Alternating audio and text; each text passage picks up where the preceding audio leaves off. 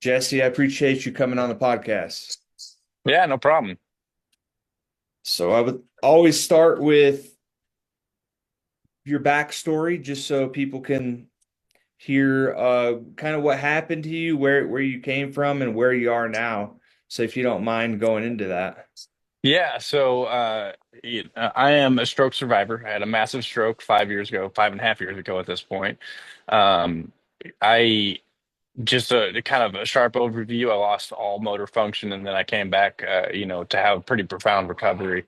To go into that story a little bit, and on May 11th of 2019, I was changing the floors out in the house that I had just acquired, and all of a sudden we stopped for a lunch break, and I started seizing on the couch. And I was 24 years old at the time, and that's not normal for a 24-year old to do. I had just got my daughter.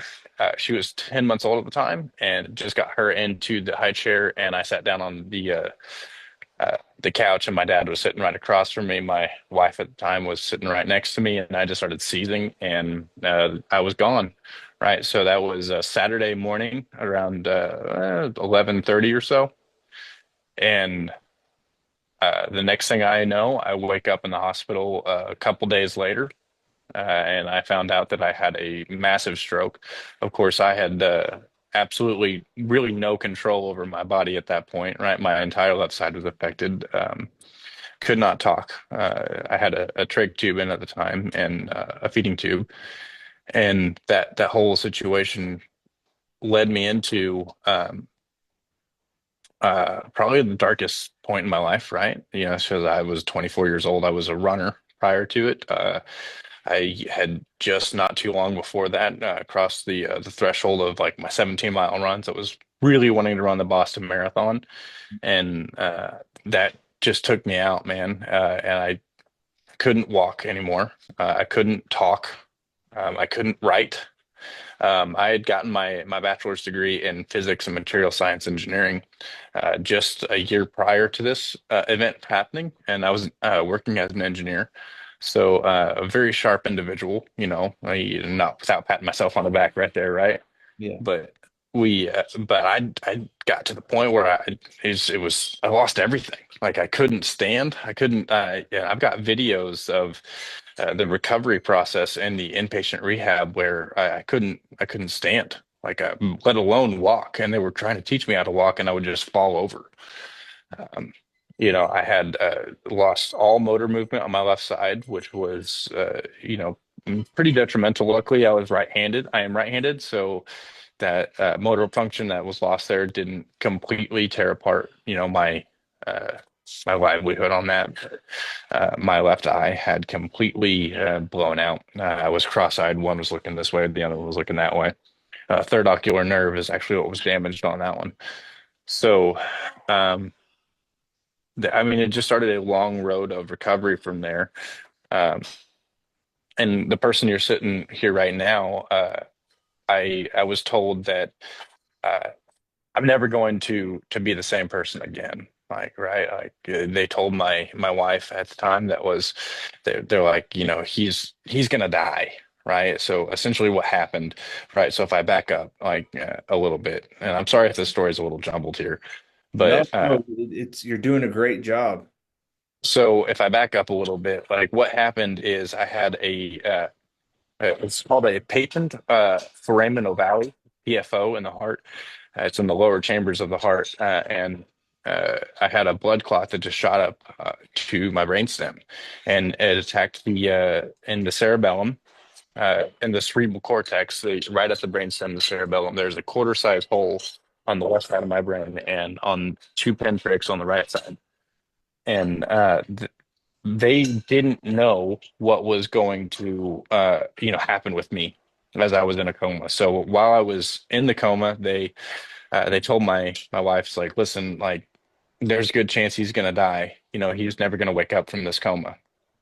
We have him medically sedated right now, but when we pull things back, there's likely that he isn't got no brain activity, or he might have brain activity but can't move anything. So they don't know what extent this is going to last. So that was obviously very terrifying for her and very terrifying for my parents. And when they pulled things back on me, it was not as bad as what they thought it was going to be. I wound up being able to move things. That was, better. My right side had not full function at all, but it was probably like 70% function. And my left side was functioning, albeit at a very, very impaired rate, probably like, 5 or 10% of what I should be able to do. Um, that whole event, actually, when I woke up, I had lost complete spatial awareness of where my body was in space, right? So I actually, when I was laying down, the floor was the wall. Right. So like my body couldn't and my brain could not comprehend where up, down, left, right was. It was just wherever my feet were pointing is where down felt. So I felt like I was constantly falling. Spatial awareness is something that I still struggle with the left side of my body, but it's gotten much better since then. Right. But they told her, when I woke up, they're like, uh, don't expect him to be able to talk anymore. And then I talked, and then they're like, don't expect him to be able to walk anymore. And well, of course, I couldn't walk at the time, so like, there, it's not going to be the same. Like, you're going to have to care for this guy. He's pretty much going to be a vegetable the entire life. And I had a 10-year-old or 10-month-old little girl, right? So I was being told all this, like, I'm sorry, you're just going to. This is the way it is now. And I get to the rehab, and I remember distinctly one person telling me that's like, this sucks, but you'll find a new normal, right? And that was kind of the catalyst of like, that's not how I'm going to live my life. Like, this is not how I'm going to live my life. I'm going to do everything I possibly can to get back what I could. And at the time, right, like I couldn't talk. So like I was talking like, yeah, you're right. Like I couldn't talk at all. Yeah. So like I was super depressed in there, but I was like determined not to let that get to me. I developed a thing called aphasia, right? So I was trapped in my head. I couldn't get the words out. One thing that I don't know if this is like this with everybody with aphasia, but how it worked with me was I almost got like a split personality in my head, right? So I was in the back seat of my head, but I could not convey it out of my head. And the person that like you and I would be conversing right now was like the 5-year-old version of myself, right? So like the emotions were unregulated. Granted, in the back of my head, I was always like, you can't act like this. Like this is not how we act, but I would act like that anyway. Right. Or I would say things that, very vulgar language, very just, knee-jerk reactions to everything. And like I wasn't like that. And it took probably about a good 6, 8 months for that to really start fusing together more. And then when I got to, really tired even after that, my personality would split and I couldn't control that anymore.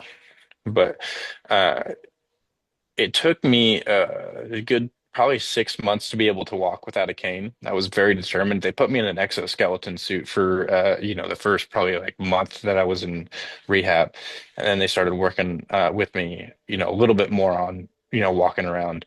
I couldn't walk very far without my heart rate just like jumping up to like 100 and like 50, 160. So just typical walks were just almost overtaxing for my body, which was wild because like not even a couple of like weeks before I had just ran a super long distance with the heart rate super low. It's like the whole body just forgot how to do it.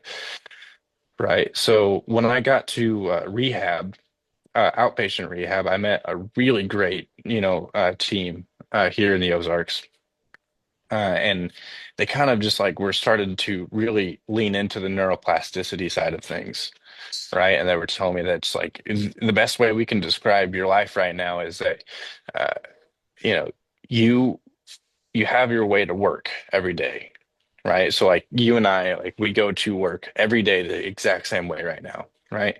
And imagine one day your way to work just is gone. They didn't warn you. They didn't do anything, and they just demolished the road overnight. Uh, they're like, that's a neural path. Like, so your way to work is a neural path, and your neural path is gone. They're like, now you can get to work. Like if we're back in the analogy right now, you can still get to work. It's just going to be slower. It's not going to feel as efficient. You found the most efficient path, and that's what your brain does to develop those neural paths first, right? They're like, well, so now what you have to do is you have to find another way to move your hand. You got to find another way to move your leg. You have to teach your brain to do it. And the only way to do that is through repetitive movements, through doing the exact same thing over and over and over again until your brain learns a new efficient way of doing it. So that was really when I started leaning into that, like hardcore, doing the same thing, every single day. Like, pick up the weight the exact same way, put it over your head the exact same way. Train it with bilateral movements and do the exact same thing to get the spatial awareness to mimic what your right side was doing. My right side picked up pretty quick. It came back and bounced back very quickly, and my left side took some time. In fact, I'm still ataxic on my left side as it stands, right? But over time, I was getting better and getting better, and I kind of got to the point where I was done. Like I was like, I'm exhausted. About 3 years after the stroke, I'd got to the point where I was like, I can't do anything. So I started gaining weight pretty bad. And I was like, because it was just exhausting. I was like trying to gain everything back, and it was just exhausting. So about a year of that, I really was like, this is not going to net me anything. So at year four, I started exercising again, and I started really hitting the weights hard, trying to train everything hard, and then it's like it opened up everything, like I had just started working out again, or like I had just started recovering. Um, for me, weightlifting has done that. I retrained myself how to run. Brody, I can't tell you how many times I ran. I was running and I was running like, half a mile. And because my spatial awareness, my left side, I could not tell where my foot was in space. I would just fall, right? So there was a lot of like, sidewalk running and but running in people's yards at like a super slow speed. And every time there was like an uneven ground, I'd just fall. But like I knew that like over time, if I kept doing it and kept doing it, I'd stop falling, right? I wouldn't be doing it anymore. Like I would stop and I'd be able to do it repetitively. But like I was always running very slow, and so the falls were controlled. I would learn how to fall, and I started falling to where I wasn't hurting myself. And then I stopped falling, one day, right? And then I started running more and more, and that finally bridged into running a 1 mile, and that 1 mile started bridging into running 3 miles. Okay, so I got the 5K down, and I went into the gun for the 10K, and I got to the point where I could start running, not at a 15 or 16 minute mile pace, and I got to the point where I can now run at like, a 9:30 pace for a 10K. And then I got to the point where I could run a 7:30 pace for a 10K. And the goal now is to try to get to the Boston Marathon again. Right. So 4 years from now is the 10-year anniversary, or yeah, the 10-year anniversary of my stroke. So the goal for me now is to try to run that Boston Marathon and then get this story down a little bit more, to where it's a little bit more fluid, and say like, you can start from absolutely nothing, but if you have your head behind it, you can get to the end point, right? So that's actually why I'm here right now, is training for marathon. I'm planning to cross the finish line of my first marathon in April this year. I've ran three half marathons, and injuries like tendonitis and stuff like that has prevented me from running a full marathon at this point. But day in, day out work is pretty much how I've gotten to this point where I stand right now. Right. So Thank you so much for sharing that. I mean, wow, what a story. What an amazing story. And I don't say that lightly, because this show is literally about people that have recovered their brains essentially from pretty substantial stuff. But so many amazing things that stood out to me. I just want to know what did that look like for you um in the recovery process? What did that feel like? Because a lot of people that have had experienced injuries, and I remember this in myself, is I wanted to be the past version of who I was, and a lot of people can mimic that. How has that transformed you in your life and how you look at life, um, and leaving the past in the past? Like, how does that look like for you on a day-to-day basis? Yeah, to be real with that, question, like, first off, I got very depressed, Yeah. right? Like, I have a very, very definitive line in my life where it's like before and after the stroke, right? I think over time, I did come to accept that I have some, deficiencies with my body, but I do, tend to compare myself like, well, I used to not ever have that kind of issue, right? Like this wouldn't have been an issue if I, 10 years ago, so, but what I have started to learn a little bit more about myself is that like there's nothing that I can't do if I just apply myself to that. I do get a little bit down whenever I run into something that I used to do pretty heavily and pretty extensively, like playing the guitar, and my left side just the fingers don't move the same way, right? So yeah, I'm gonna scoot over so somebody can use these weights.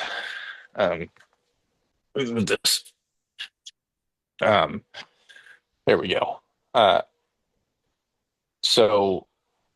So, I mean, I constantly compare myself to the way I used to be, but I also try to seat myself into a reality that um, just because I can't right now doesn't mean I can't if I don't try hard enough. And I think that I'm in a good position to where, like at this, especially at this point, like there's nothing that I won't try. And if I fail at it, then I know that I can apply for it. And it has been a very, very hard, long road to get to this point to where I'm not afraid to try anything. And if I fall down, I'm not afraid to just get back up and try it again.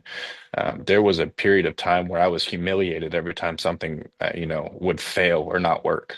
But now I'm just like, well, okay, well, that's just part of life. So I'll just try it again. And I think that that's valid and important that you talk about that because, there's the mental, emotional, physical uh, aspect of all of that. And I think when it comes to it comes for me personally, though, it was I had to forget about who I was. And honestly, in my own journey, I've become someone so different than I used to be. And there were so many hidden gems in this neuroplasticity, the how the brain can change, heal, and adapt in creating like basically the person that I want to become. Because for me, I was headed down a very destructive path, like of really making bad choices. And I too had that impulsiveness that you talk about. Not to the same extent, but there I was just doing shit that was just so childlike. Like I couldn't hold my drink. I couldn't hold my words. Like I was just annoying the crap out of people. And now I can see why I was doing that, but um I just want to know, like, from a personality standpoint, how different are you from who you used to be? So at this point now, personality wise, I would say that I'm close to 100% back to where I used to be. It took me a little while to get to that point, but I do.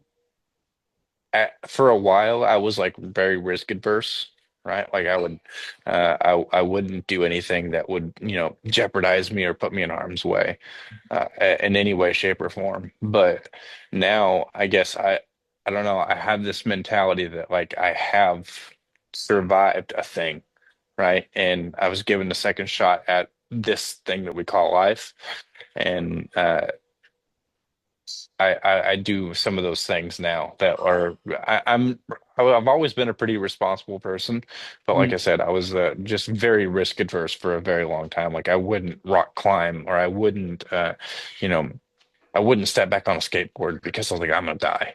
Yeah. Like I'm not gonna do this. Like I'm gonna die, Yeah. and I'm not going to go out running because I'm gonna fall and I'm gonna, which broke my heart, right? But uh, now I'm, because I've gotten to the point where I'm at in my recovery story.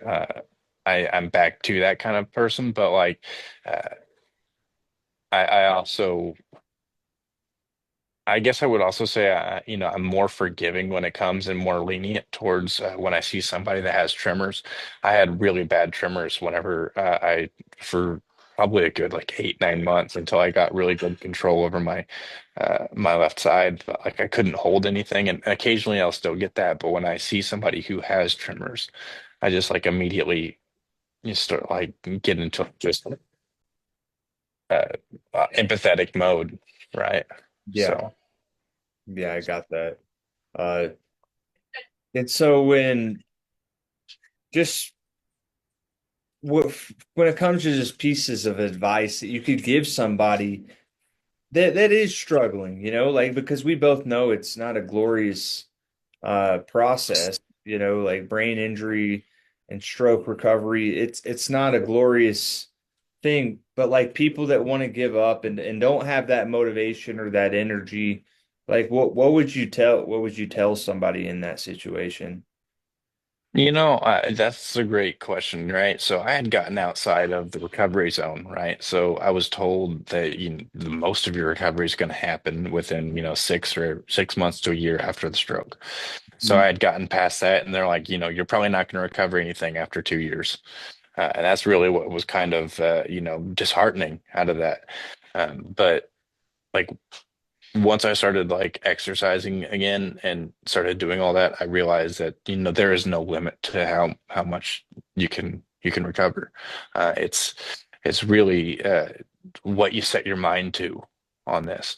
Yeah. And the advice that I would have to people who are going through all of this is like, this is a cyclical process, right? Like just because you're down today doesn't mean you're going to be down tomorrow. And you faith in a better future should help shape what your attitude is like today, right? So, if you have faith that you're going to get better, yeah, let that shape your today and how you're working towards, if you want to run the Boston Marathon, shape your today as if you're going to run that Boston Marathon, right? And, if you can't walk, and you want to walk somewhere, you want to walk to your bathroom or something, shape today as if you were going to walk to the bathroom. It's all in the mindset, right? Like if you're like, no, I'm going to get to that bathroom regardless, or I'm going to write that paper, I'm going to learn how to play the guitar again, pick it up and shape like you're going in 6 months. Look at 6 months, faith in that 6 months in the future. Let that shape what you do today, you know? That's so powerful. That even outside your comfort zone right there. Because Hmm. even in my own life, I see that uh like aligning your goals and your actions together, your desires is key for what you want to see. I like that 6 months motto that you had. Uh, other tools and strategies like exercise was big in your recovery. Is there anything else that you could point your finger on and say that was extremely helpful for me getting to where I am? For me, like exercise is the catalyst, right? So, what I started doing is I lifted weights, I run, and that I started noticing I was getting better at that. So, like, okay, because I'm getting better at that, I'm going to try doing other things like typing more and doing exercises like brain exercises. I started doing Duolingo to try to exercise my brain to try to learn new things, that like my brain just doesn't know how to do, right? Like speak another language. Yeah. So uh, I started just doing, on a daily basis, just exercising my brain, exercising. my body, and I learned that when I exercise my body, everything works better. Right. So I start to think more clearly. I start to speak more clearly, and my hands work more better. I learned that just because I give my body that input, right? That like my left side needs input to be able to like sometimes I'll still like find myself like with my arm, slack like this. The Yeah, right arm doesn't do it, my left arm will. If I give it that input, then that doesn't seem to be a problem that day. So I really point, most of my stuff towards, exercise and the people who have supported that exercise. that's awesome. That's fantastic.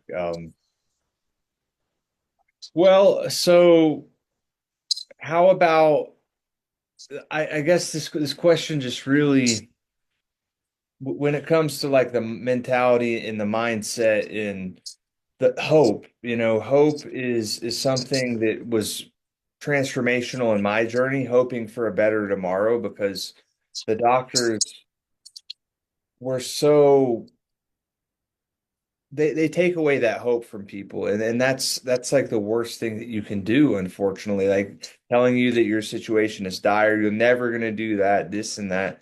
So I guess when it comes to hope and just having a faith for a better tomorrow, how would you talk to somebody that is their it's just their fog is so dense that it's hard to get that across to them, like Um, well, that's a good question. brain So, fog. if I I, know it's not a clear question, but like when it comes to like brain fog, like what was your experience like in that? well, okay, so my personal experience out of that was don't talk to me, Mhm. right? Like, somebody who was telling me all the time, the positive, you're going to get better, you're going to get better. And also had heard from the doctors, at the doctors in the hospital themselves, they were like, "You may never get better." It was almost felt like they were covering, they don't want to get sued, right? So they're not going to tell you you're going to get better. Right. So that's very disheartening whenever you're, sitting over here, you're 24-year-old male, your picture of health hadn't gotten sick in years, being told that you're never going to be able to walk again, or you may never be able to walk again. The ambiguity, though, uh, is it's difficult. And to be honest with you, Brody, I mean, I didn't want people to talk to me about, getting better, like, or where I was at was like, don't tell me. I don't want to hear that because like Yeah. they're telling me over here I may never get better. So uh I think first off, grounding yourself in a situation. It sucks right now. Mhm. It sucks. It does suck. But the only thing to do is to keep moving, right? So one thing that I've learned in marathon training as I run long distances, right, is that if you give up in the middle of the race, you don't finish, right? So, and if you give up before you ever even start the race, you never even run it, Mm. right? So if you give up, and a lot of people that have that immense brain fog that can't get past something, you haven't started your race yet.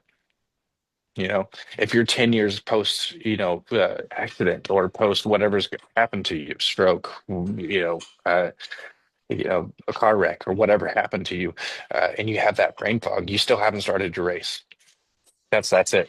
If you haven't started it, and it's not going to get better tomorrow, Mhm. but faith in a better future shapes what you do today. So if you start running the race, then you can actually experience the challenges that face it, and then reap the rewards that whenever you're done. Like I'm not even done.